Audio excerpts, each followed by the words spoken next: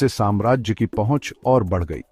बिंदुसार का शासनकाल हेलेनिस्टिक दुनिया के साथ उनके राजनयिक संबंधों के लिए भी उल्लेखनीय है। उन्होंने सिकंदर महान के उत्तराधिकारी सेल्यूकस निकेटर के साथ संपर्क बनाए रखा और यहां तक कि यूनानी शासकों के राजदूतों को भी प्राप्त किया। पश्चिम के साथ इस बातचीत ने मौर्य दरबार को हेलेनिस्टिक प्रभावों से अवगत कराया, जिसका मौर्य कला और वास्तुकला पर सूक्ष्म लेकिन ध्यान देने योग्य प्रभाव पड़ा।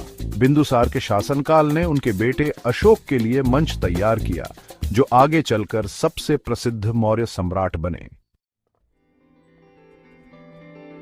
चंद्रगुप्त मौर्य के पोते अशोक को व्यापक रूप से मौर्य वंश का सबसे महान शासक माना जाता है। उनके शासनकाल ने भारतीय इतिहास में एक महत्वपूर्ण मोड़ दिया, न केवल इसके क्षेत्रीय विस्तार के लिए बल्कि समाज और शासन पर इसके गहरे प्रभाव के लिए भी।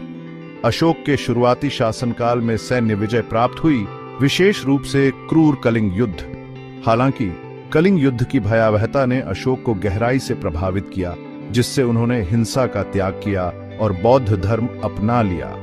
इस परिवर्तन का उनके शासनकाल और पूरे मौर्य साम्राज्य पर गहरा प्रभाव पड़ा। अशोक के बौद्ध धर्म में परिवर्तन ने उन्हें धर्म के सिद्धांतों का प्रचार करने के लिए प्रेरित किया, जिसमें अहिंसा, सहिष्णुता और सामाजिक कल्याण पर जोर दिया गया। उन्होंने पूरे साम्राज्य में स्तंभों और चट्टानों पर अपने शिलालेख अंकित किए, जिससे शांति और धार्मिकता का उनका संदेश प्रसारित हुआ। सदियों बाद खोजे गए ये शिलालेख अशोक के शासनकाल और मौर्य साम्राज्य में अमूल्य अंतर्दृष्टि प्रदान करते हैं।